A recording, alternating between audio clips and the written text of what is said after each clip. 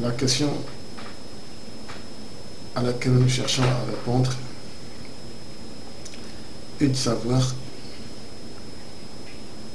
comment nous, en tant qu'enfants de Dieu, en tant que disciples du Seigneur, nous devons participer à la construction de l'édifice de la maison de Dieu, dans la construction de l'Église. Et nous avons dit tout à l'heure que notre participation ne doit pas revêtir la forme de la dîme. Pour la simple raison que sous la loi, la dîme était une offrande imposée. Nous ne sommes plus au temps de la loi, mais nous sommes au temps de la grâce. Au temps de la grâce, Dieu a répandu son esprit. Dieu a écrit ses lois dans nos cœurs. Et la Bible dit dans 1 Corinthiens, au chapitre 3, verset 17, que là où est le Seigneur, là où est l'Esprit, c'est là où est la liberté. Donc nous avons reçu un esprit de liberté qui n'est pas favorable aux offrandes imposées. Donc nous avons mis à l'écart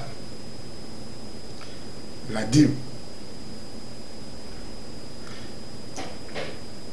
pour étudier les offrandes. Nous devons savoir que dans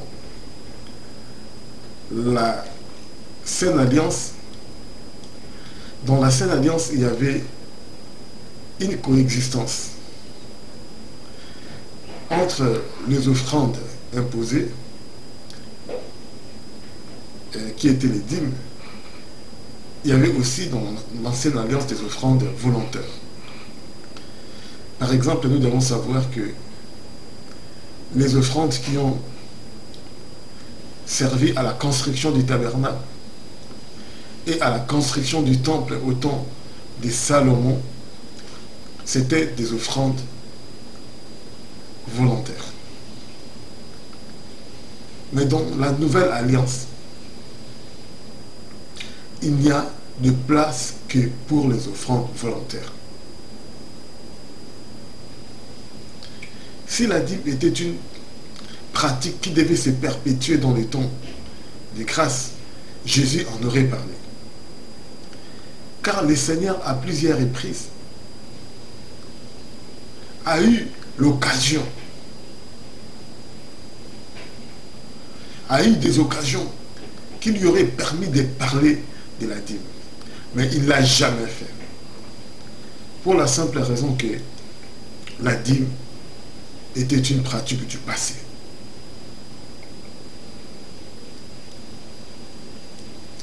Par exemple, quand nous lisons dans Luc plutôt au chapitre 10, verset 4, lorsque Jésus a envoyé les disciples 2 à 2, les 70 qu'il avait choisis, il leur dit: ne portez ni bourse, ni sac, ni souliers, et ne saluez personne en chemin.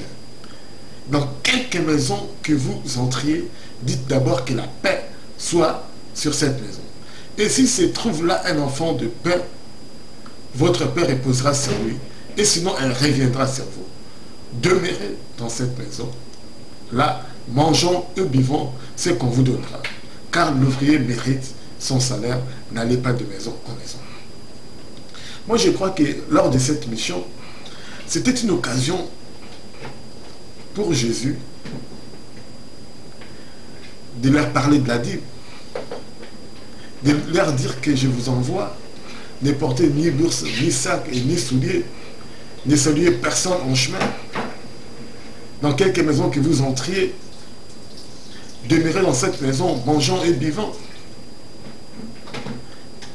il leur aurait dit, parce que vous êtes des nouveaux Lévites, ou parce que vous avez droit à la dîme. Mais Jésus n'a jamais considéré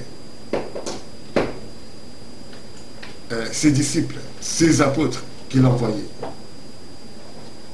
comme des Lévites. Il ne leur a jamais dit qu'il devait remplacer les Lévites et il devait avoir droit à la dîme à la place des Lévites.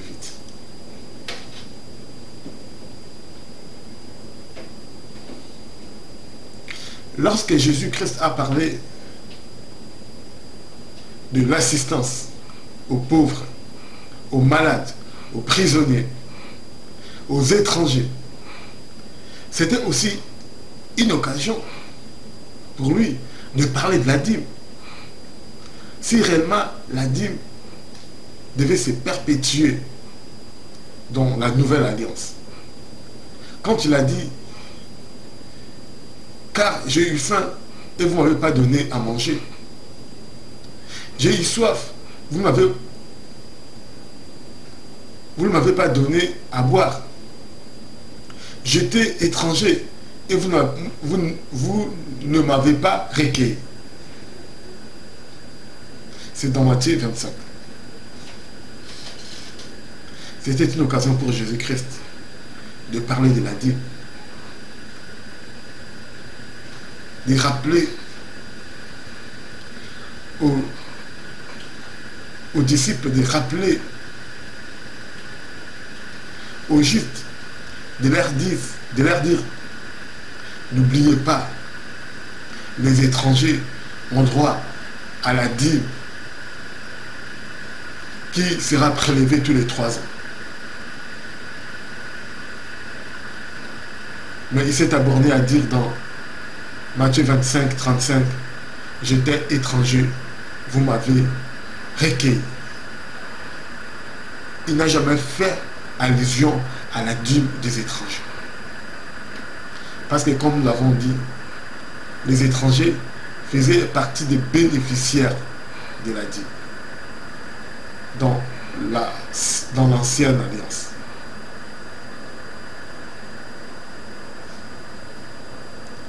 Beaucoup de gens ou de prédicateurs, de partisans de la dîme, ils ont cherché dans la Bible des versets pour soutenir les enseignements relatifs à la dîme, des enseignements qui ne sont pas conformes à la parole de Dieu, à la volonté du Seigneur. Et le verset qui a beaucoup fait frais à ces enseignements, c'est Matthieu 23, 23. Dans Matthieu 23, 23, Jésus dit, malheur à vous, scribes et pharisiens hypocrites, parce que vous avez payé la dîme de la menthe, de la nette, de cumine, et que vous laissez ce qui est plus important dans la loi, la justice, la miséricorde, la fidélité. C'est cela qu'il fallait pratiquer sans négliger les autres. Les prédicateurs ont trouvé dans ces versets une aubaine. Ils ont dit, voilà, Jésus-Christ a parlé de la dîme dans le Nouveau Testament. Jésus-Christ a parlé de la dîme dans les temps de la grâce. Mais ce n'est pas comprendre ce que Jésus voulait réellement dire au travers de ces versets. Jésus, en parlant de cela, n'a pas voulu faire de la dîme un principe obligatoire dans la Nouvelle Alliance. Jésus-Christ, en disant cela, ne voulait pas inciter ses disciples, ne voulait pas inciter ses disciples à donner la dîme, mais il parlait aux scribes et aux pharisiens. Il dénonçait leur manque d'intelligence à l'égard de la loi. Parce qu'ils voulaient donner la dîme. Ils s'attachaient à cette pratique, mais ils oubliaient la justice, la miséricorde et la fidélité. Parce que dans la loi, il y avait aussi ces choses-là. Il y avait aussi la justice, il y avait aussi la miséricorde, il y avait aussi la fidélité. Mais ils ont oublié la justice, la miséricorde et la fidélité. Ils se sont attachés aux pratiques de la dîme. Parce qu'ils n'avaient pas compris. Parce que aussi les scribes et les pharisiens n'avaient pas tiré les leçons de la dîme. Parce que s'ils avaient compris l'état d'esprit de Dieu, la raison d'être la dîme, ils auraient saisi que dans la dîme, il y avait la justice. Dans la dîme, il y avait la miséricorde. Dans la dîme, il y avait la fidélité à l'égard de Dieu. Et ils n'avaient pas compris ces choses. Parce que c'est à cause de la justice, c'est à cause de la miséricorde et à cause de la fidélité que Dieu avait institué la dîme. Quand l'Éternel dit de prélever tous les 3 ans la dîme pour les veuves, la dîme pour les orphelins, la dîme pour les étrangers, n'est-ce pas là l'esprit de la justice? N'est-ce pas là l'esprit de la solidarité qui fait partie de la justice?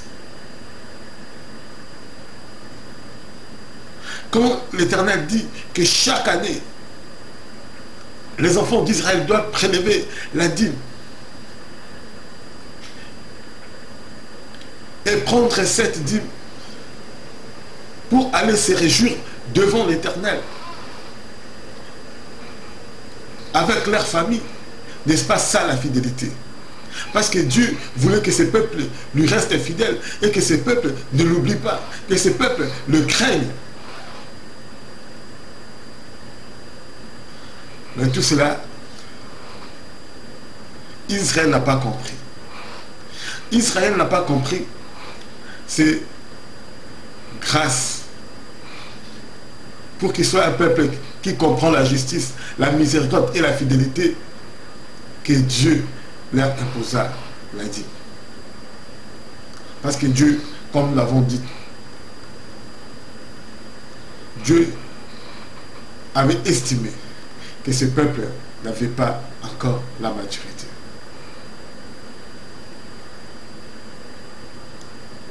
Donc ça, c'est des choses très importantes.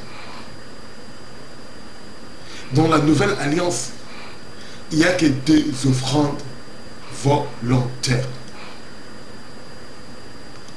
Dans la nouvelle alliance, il n'y a pas des offrandes imposées.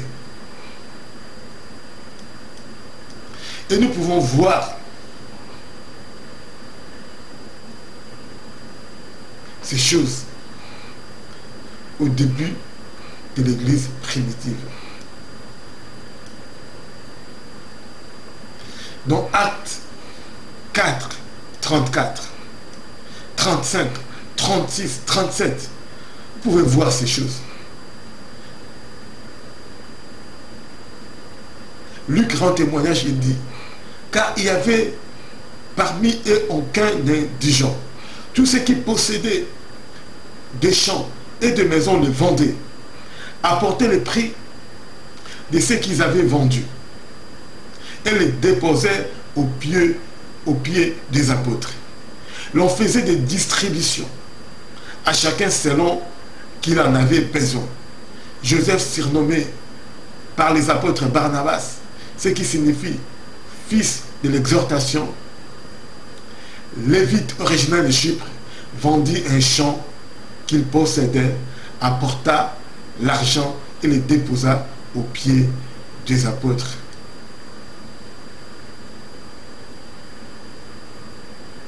Au travers de ces versets, nous comprenons des choses essentielles.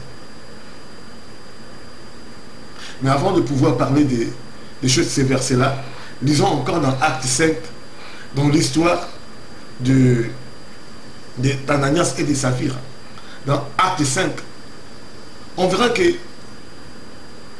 après que Saphira ait menti au Saint-Esprit, voilà ce que Pierre lui a dit au sujet de ce mensonge. S'il n'eût pas été vendu, ne te restait-il pas? Après qu'il a été vendu, le prix n'était-il pas à ta disposition?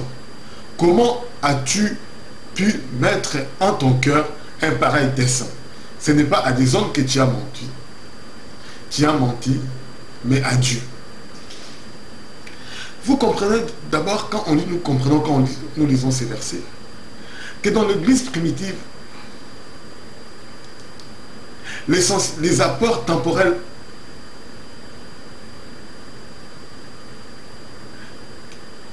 qu'ils apportaient étaient en argent. C'était de l'argent. Parce qu'ils vendaient leurs biens. Et ils apportaient les prix et les déposaient aux pieds des apôtres. Les apôtres qui sont des anciens dans l'ensemble. Et la Bible nous dit qu'ils apportaient la totalité du prix.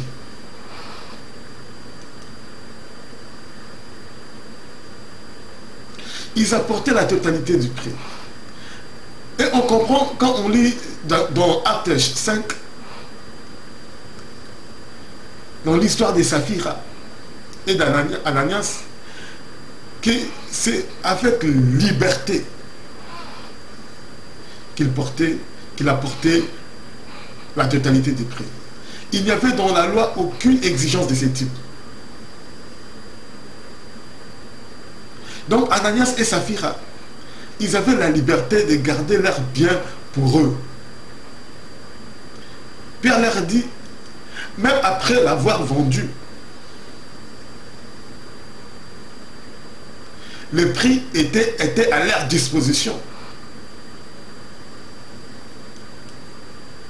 Mais eux, ils ont choisi de mentir. Ils avaient la liberté, ils ont renoncé à leur liberté pour tomber dans le piège du mensonge.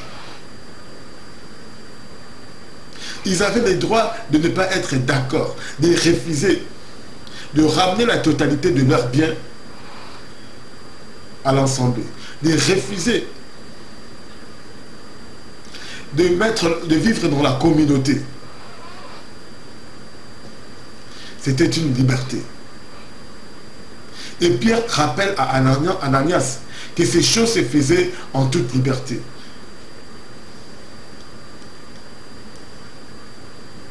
Donc nous voyons dans l'Ancienne Alliance une offrande volontaire. Ceux qui avaient cru, ils ont vendu leurs biens, ils apportaient la totalité en ensemble. Ils mettaient le prix de ce qu'ils vendaient aux pieds des apôtres.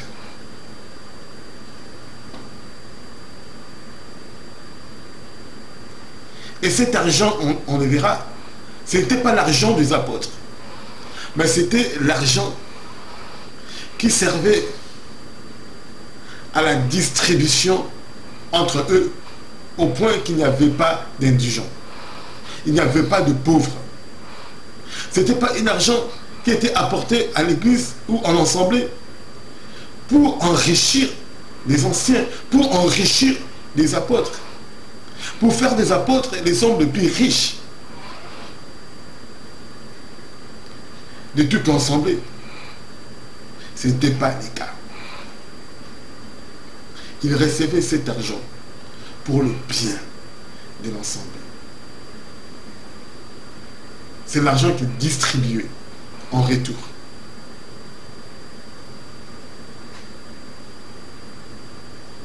Ça, ce sont des choses très importantes. Des choses très importantes que nous devons savoir, que nous devons comprendre. L'église primitive ne prélevait pas des dîmes. Si nous marchions sur les traces des apôtres, si nous sommes édifiés sur le fondement des apôtres et des prophètes, nous ne pouvons pas prélever les dîmes. Nous ne pouvons pas demander aux chrétiens de donner la dîme. Mais nous devons leur exhorter à apporter des offrandes volontaires. Une offrande volontaire. Des offrandes volontaires et jamais des offrandes imposées. Nous devons lire tout simplement. Nous allons lire dans deux versets, 2 Corinthiens 9, 7 et 1 Corinthiens 7, 37. Et nous allons voir les critères de l'offrande volontaire. Dans 2 Corinthiens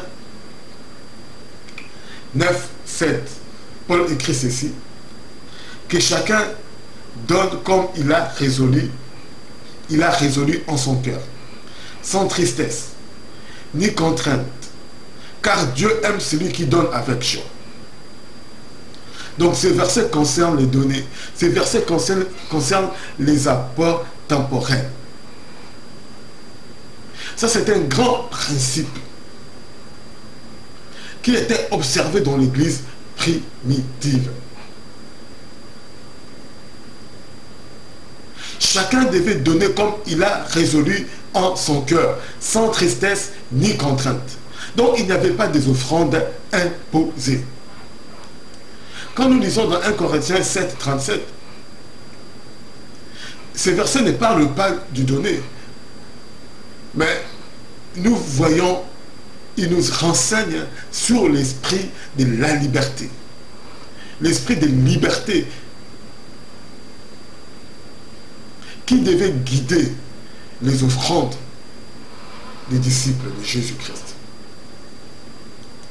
Mais ces versets ne concernent pas dans son contexte, ne concernent pas les apports temporels, mais c'est seulement à cause de ces ressemblances avec le verset de 2 Corinthiens 9, 7.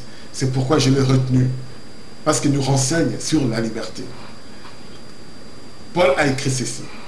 Mais celui qui a pris une ferme résolution, sans contrainte, et avec l'exercice de sa propre volonté, qui a décidé en son cœur de garder sa fille vierge, celui-là fait bien.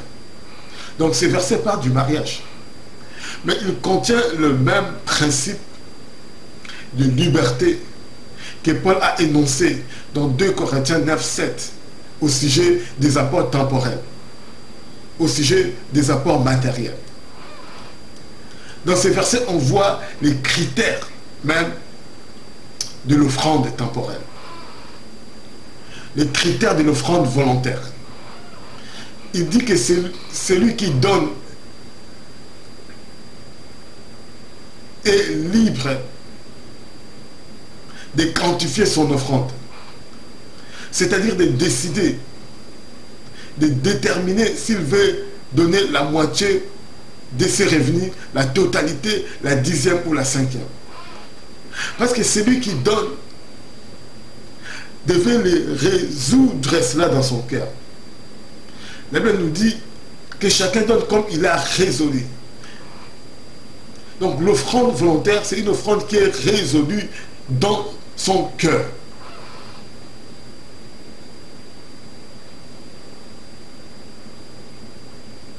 Donc on prend la décision de donner. On a la liberté de quantifier, de déterminer la mesure ou le montant de son offrande. On a la liberté parce qu'on a résolu dans son cœur. Dans son cœur, on résolut.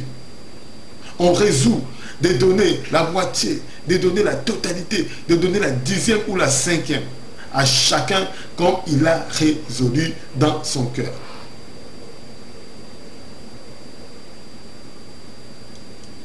Donc il n'est pas non plus, ça nous devons le savoir, il n'est pas non plus interdit de donner la 10e de ses revenus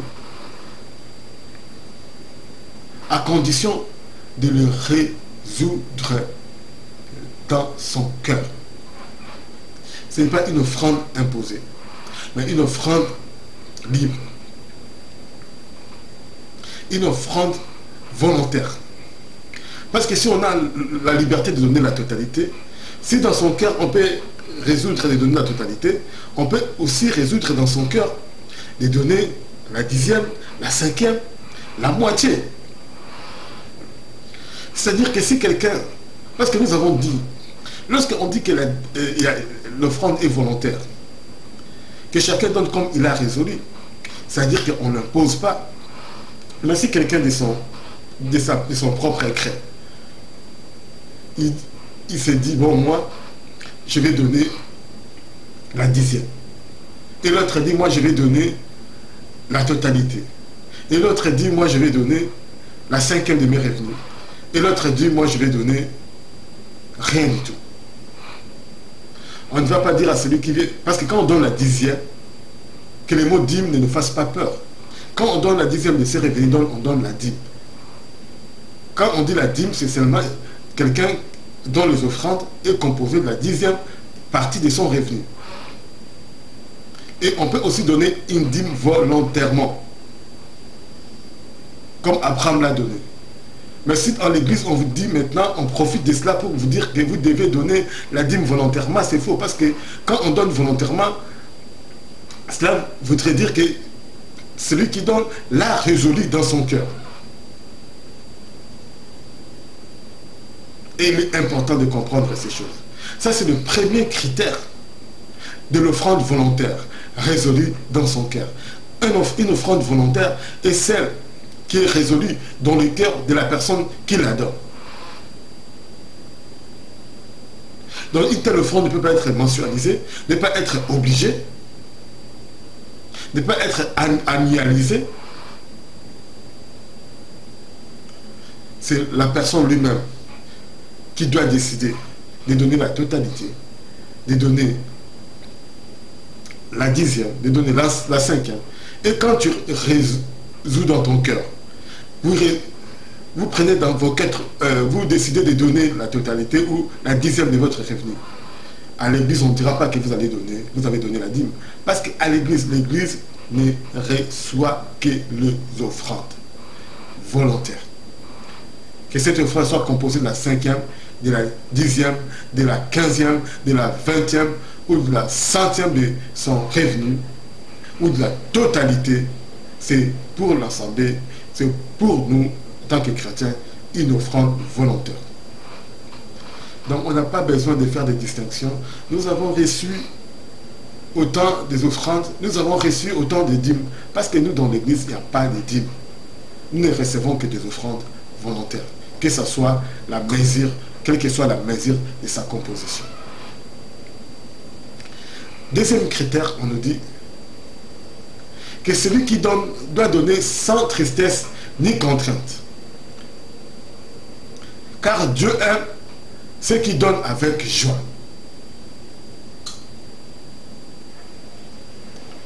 Donc quand on donne, il faut donner avec joie.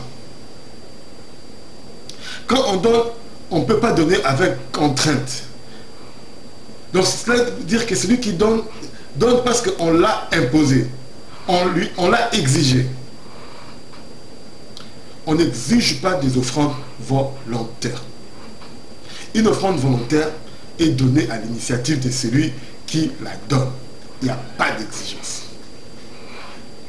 Mais sachez que donner sans tristesse avec joie ne veut pas dire donner sans sacrifice. Parce qu'il peut arriver que nous donnons avec sacrifice. Parce que quand nous lisons dans Luc 21, la Bible nous dit que Jésus levant les yeux et vit les riches qui mettaient leurs offrandes dans les troncs. Il vit aussi une pauvre veuve qui mettait 2 petites pièces.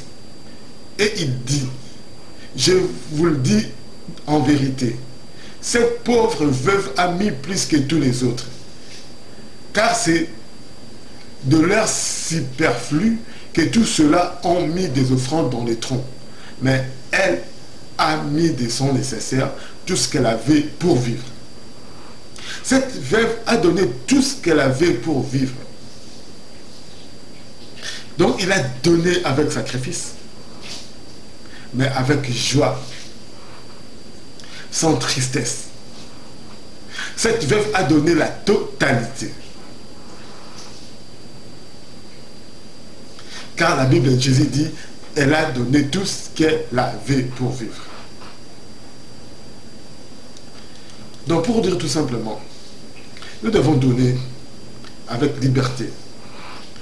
Nous devons donner sans contrainte. Nous devons donner avec joie. Mais donner avec joie, cela ne voudrait pas dire donner sans sacrifice. Parce qu'on peut donner aussi avec sacrifice. Mais dans la joie. Si tu décides de donner la totalité et que tu l'as toi-même résolu, donner la totalité avec joie. Parce que Dieu aime ceux qui donnent avec joie. Voilà pourquoi à l'église primitive,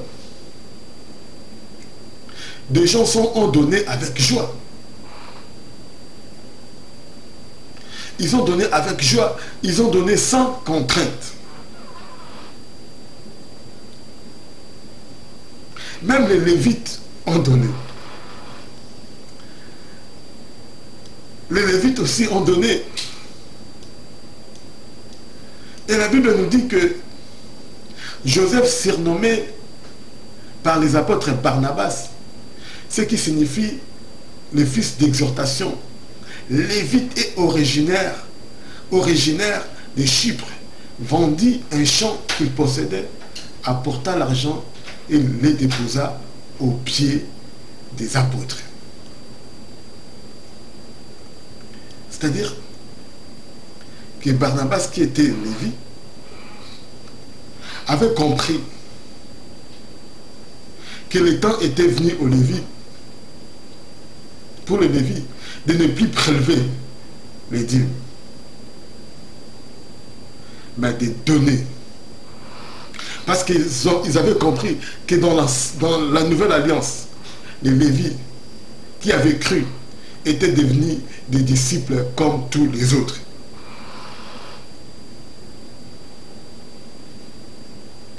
Les Lévis qui avaient cru, les Lévites qui avaient cru, étaient devenus des disciples comme les autres. Ils n'avaient plus à prélever la dîme sur leurs frères. Parce que lui était vraiment un Lévite, Barnabas, un descendant de Lévi. Mais il a vendu son champ. Il a vendu son champ et il a apporté la totalité de l'argent. Et il l'a déposé aux pieds des apôtres. Il avait compris. Donc il avait donné la totalité. Comme la veuve a donné la totalité. Comme les autres disciples, autant au début de l'église ont donné la totalité. Et ils l'ont fait avec joie. Non, je ne vais pas, en disant cela, ériger l'apport de la totalité de son revenu. Je n'érige pas cela en principe obligatoire. Non. Je dis qu'on est libre de donner, de déterminer la mesure de son offrande, le montant de son offrande, la quantité de son offrande. Mais à l'église primitive, les disciples ont choisi de donner la totalité, de mettre tous leurs biens ensemble et de les partager entre eux, afin qu'il n'y ait pas d'indigents au milieu d'eux. Ce n'était pas une exigence biblique, mais c'était une exigence de la communauté de vie dans lesquelles ils devaient vivre, dans lesquelles ils vivaient pour un certain moment.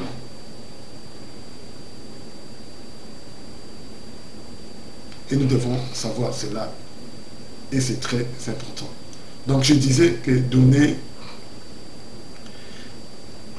sans tristesse ni contrainte ne veut pas dire donner sans sacrifice. On peut donner sans contrainte, mais on donne avec sacrifice. C'est très important de savoir ces choses. Et c'est vraiment important. La liberté aussi ne veut pas dire donner avec négligence ou donner sans critère de qualité. Car l'offrande qu'on donne à Dieu doit lui être agréable, doit manifester notre amour envers Dieu. Nous donnons avec liberté. Mais cela ne voudrait pas dire que parce que je donne avec liberté, je dois donner n'importe quoi à Dieu et je dois donner n'importe comment à Dieu. Ça, c'est très important. C'est qu'il faut savoir qu'on a la liberté de donner à Dieu.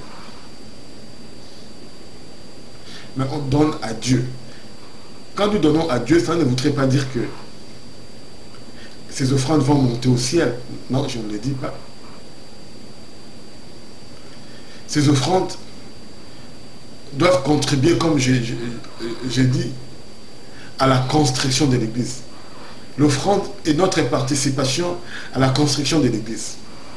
Parce qu'à l'Église primitive qui ne recevait pas de dîmes, c'est l'offrande qui servait à assister les indigents dans l'Église. C'est l'offrande qui servait également à faire la mission de l'Église. Lorsque les apôtres devaient voyager pour aller porter la parole de Dieu, ces offrandes étaient là aussi pour soutenir la mission. Donc aujourd'hui, les offrandes dans l'Assemblée de Dieu ont une fonction multiple. Tous les besoins de l'Église, tous les besoins que l'Église a sont satisfaits grâce aux offrandes. Il n'y a pas de dîme. Que l'argent qu'on ne touche même pas, qu'on ne compte même pas, qu'on prélève sur les disciples, et dès qu'on les a prélevés, on donne au pasteur. Ce n'est pas cela. On ne voit nulle part cette pratique dans la Bible. Il n'y a aucun verset qui nous fait état d'un prélèvement d'un dîme qu'on donnait au pasteur. Nous savons que les gens apportaient de l'argent, les mettaient aux pieds des apôtres. Et les apôtres ne géraient pas cet argent. Ce sont les diacres qui étaient chargés de la distribution à l'église primitive. Et nous devons savoir ces choses. Nous devons savoir ces choses. Et cela est très important. Donc je voulais tout simplement dire que ce n'est pas parce que nous donnons avec liberté, ce n'est pas parce que nous donnons avec liberté que nous devons donner n'importe quoi à notre Dieu. Nous devons savoir que quand nous apportons notre offrande, même si cette offrande ne va pas monter au ciel, cette offrande va servir à la mission que Dieu a donnée à son Église. Cette offrande va servir à soutenir l'action des gens qui sont appelés par Dieu.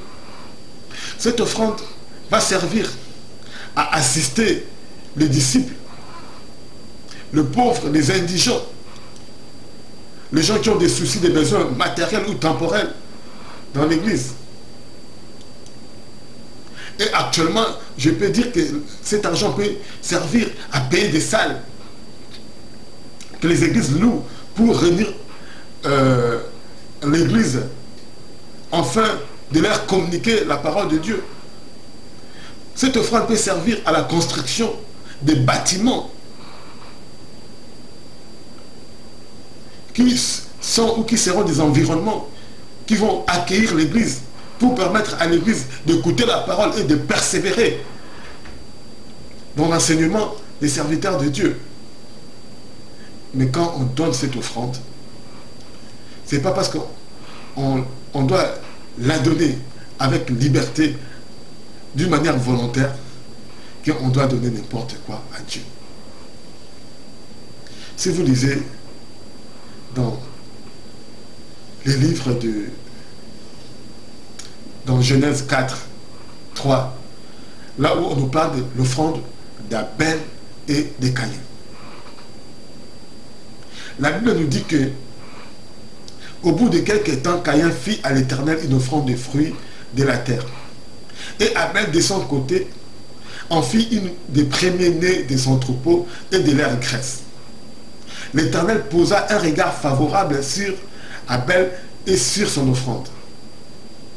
Mais il ne porta pas un regard favorable sur Caïn et sur son offrande. Caïn fut irrité et son visage fut abattu. Et nous savons que par la suite, qu'est-ce que Caïn a fait? Caïn a tué Abel. Pourquoi? Parce que l'offrande d'Abel avait touché le cœur de Dieu. L'offrande d'Abel était prophétique. Abel, pour donner son offrande à Dieu, la Bible nous dit il en fit une des premiers nés du troupeau et de leur graisse. Et vous verrez que les premiers-nés, les critères du premier-né, du troupeau ou des hommes, c'est l'un des critères qui sera retenu par Dieu et qui sera un critère très important. Et vous savez, ça je vous le dis, que Jésus-Christ est considéré comme le premier-né, et il a été le premier-né, et il est le premier-né. Quand Dieu s'est révélé comme premier-né, comme le premier-né de la création, dans Colossiens, c'était ça la révélation de Dieu. Et quand Dieu exigeait les offrandes, il exigeait qu'on lui donne le premier-né.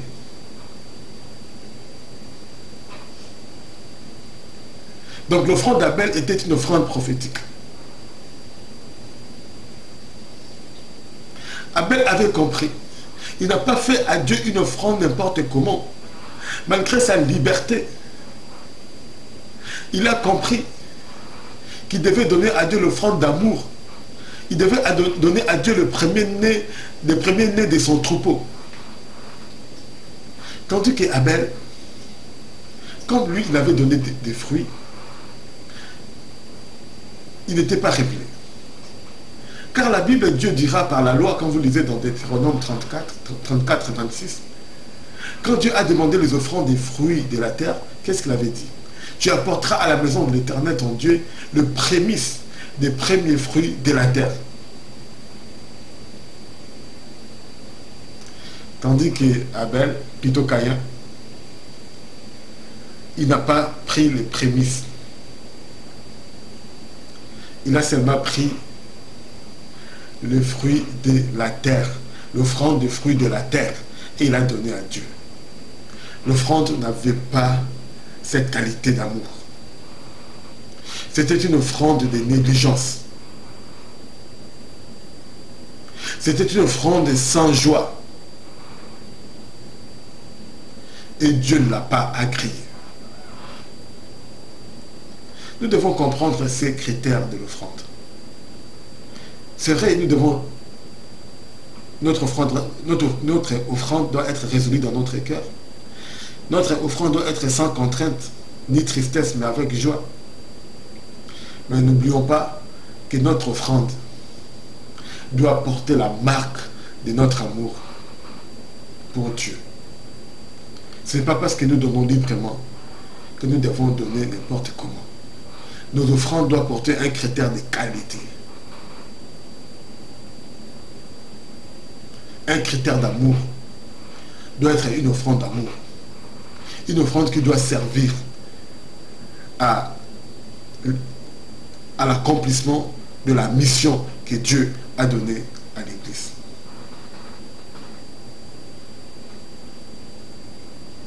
Ça, c'est très important. Et ce qu'il ne faut pas non plus oublier, un autre critère, l'offrande doit être donnée en fonction de ses ressources, en fonction de ses moyens.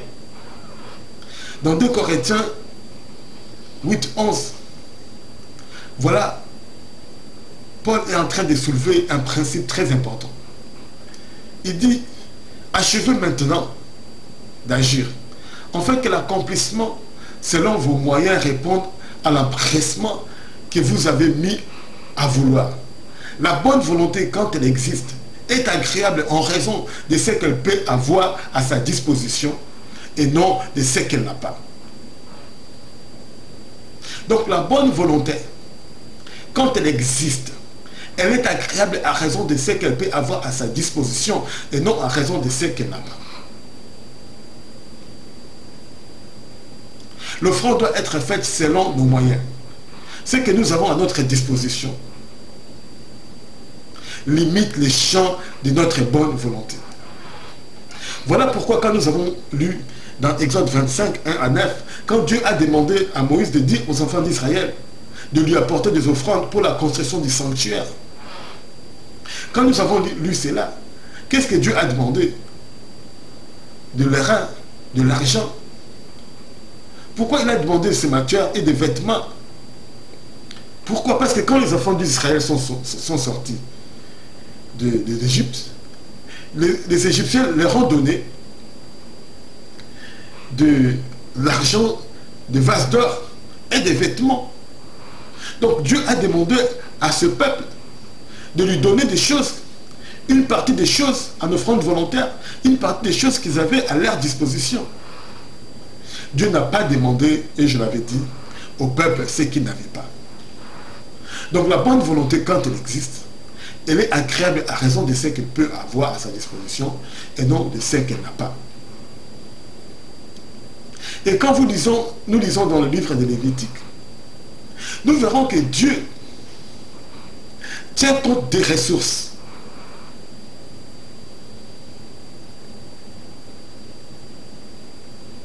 Pour les offrandes, les sacrifices de culpabilité. Quand vous lisez dans Lévitique 14, 10, qu'est-ce que la Bible dit? Le 8e jour, il prendra 2 agneaux sans défaut et une brebis d'1 an sans défaut, 3/10 d'un épha de fleurs de farine en offrande pétrie à l'huile et un log d'huile. Quand vous lisez au verset 21, Dieu dit ceci: s'il est pauvre et que ses ressources sont insuffisantes, il prendra un seul agneau qui sera offert en sacrifice de culpabilité, après avoir été agité de côté et d'autres, et avec lequel on fera pour lui l'expiation. Il prendra un seul 10e de fleurs de farine pétrie à l'huile pour l'offrande et un log d'huile. Quand vous lisez ces versets, vous verrez, ça concerne la purification. Vous verrez que dans ces versets, Dieu tient compte des ressources. Il a exigé d'abord que cette personne qui fait la purification amène 2 agneaux sans défaut et une brebis d'1 an et 3/10 d'un épha de fleurs de farine en offrande pétrie à l'huile. Mais il dit, si ces ressources sont insuffisantes, donc Dieu tient compte des ressources. Il dit que si ces ressources sont insuffisantes, au lieu de 2 agneaux, il prendra un seul agneau. Ça, c'est très important. Au lieu de 3/10 d'un épha de fleur de farine, au verset 21, vous voyez, il prendra un seul dixième de fleur de farine flétrie à l'huile pour l'offrande.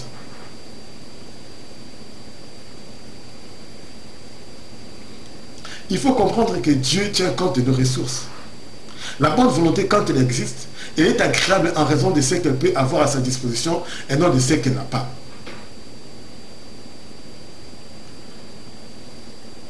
Malgré,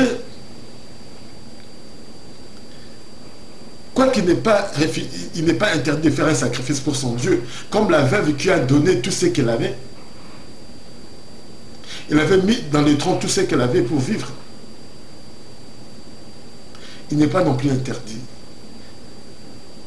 Si ton cœur ne te dit pas de donner la totalité, il faut donner, tu peux donner selon tes ressources. Mais quand tu donnes, il faut savoir, tu les donnes devant ton Dieu. Tu fais ton offrande, tu donnes ton offrande devant ton Dieu. Ici, Dieu tient compte des ressources. Selon Lévitique 14, 10 et 21. Et ça, on était sous la loi. Mais il faut savoir que ne donne pas un agneau quand on a la possibilité d'en donner 2. Si on a la possibilité de donner 2 agneaux, mais on donne un agneau, cela voudrait dire qu'on donne le miettes. Vous devez savoir tout simplement que dans la nouvelle alliance, il n'y a aucune vérification. Aucun pasteur, aucun apôtre, aucun prophète, aucun frère ne peut venir pour dire « Mon frère, les offrandes que tu as données sont insuffisantes. » Personne fait le contrôle parce que chacun donne comme il a résolu en son cœur. Mais nous devons savoir tout simplement que Dieu observe nos offrandes. Dieu observe notre façon de lui donner, de contribuer, de participer à la construction de l'Église, de participer pour permettre à l'Église d'accomplir sa mission. Voilà pourquoi Paul a dit, Dieu aime ceux qui donnent avec joie, parce que Dieu regarde notre manière de donner. Comme il a porté ses regards sur l'offrande d'Abel et de Caïn, de la même manière qu'aujourd'hui, dans les temps de la grâce, Dieu porte ses regards sur nos offrandes. Dieu connaît nos moyens. Parce que c'est lui qui met les moyens à notre disposition.